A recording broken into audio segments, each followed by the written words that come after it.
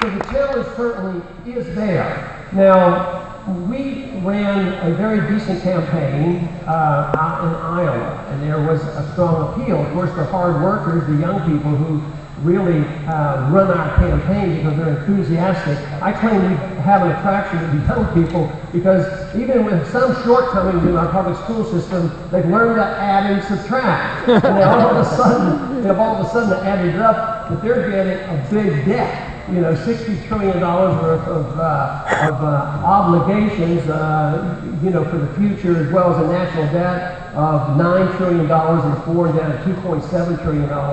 And they know they're going to have to work a long, long time in order to pay that off. And they're quite willing to go out and work very hard. But nevertheless, we did satisfactorily in Iowa, but a lot of people were very encouraged about it, and we think we're going to do quite well here. But the point is that there is a strong appeal among many individuals who are in the Republican Party, a strong appeal to people who are just getting of age coming into the Republican Party, a strong appeal by those who have left the party, a strong appeal to independents and many others who say, yes, there's no reason why we can't take a very strict approach to the Constitution.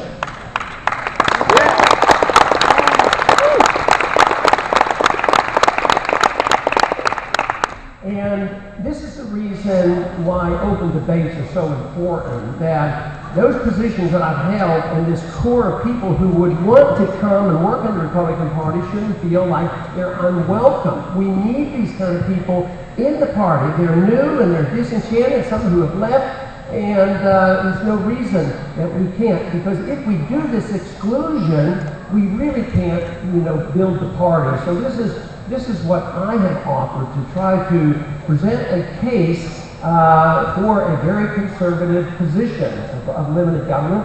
Of course, it does incorporate a more challenging position that the old right had on foreign policy. You know, it was Robert Taft that I followed when I was first introduced into politics. And I've been in the Republican Party. I was out of the party for 1 year, but essentially all my life I've been elected 10 times as a Republican. But I looked to Robert Taft for his leadership. And he said he maintained the same position as the founding fathers.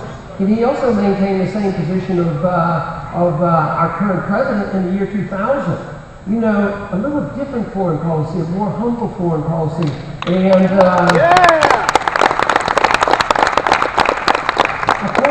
foreign policy where we're not involved in nation building, and we were severely critical of Clinton and for this. And but this should not be excluded from the Republican Party. We over the years have benefited tremendously by taking this position on foreign policy. Just think about what happened in 1952. Here we went to war right after World War II under a UN resolution. The fight for the UN, not a declaration of war because somebody was invading us. And it was the Republicans that had to go in, and Eisenhower said, I'll stop the war, I'll go to Korea, I'll end this war, because it was a no-win war. Vietnam wasn't much better. It wasn't started by the Republican Party. It was started by the Kennedy and Johnson Party. And then Nixon, the '68 election, had to do with the other party to try to stop that war. So these ideas aren't strange or difficult. Matter of fact, Robert Taft didn't even believe we should belong in NATO. And that fits the bill of what the founders said, no entangling alliances.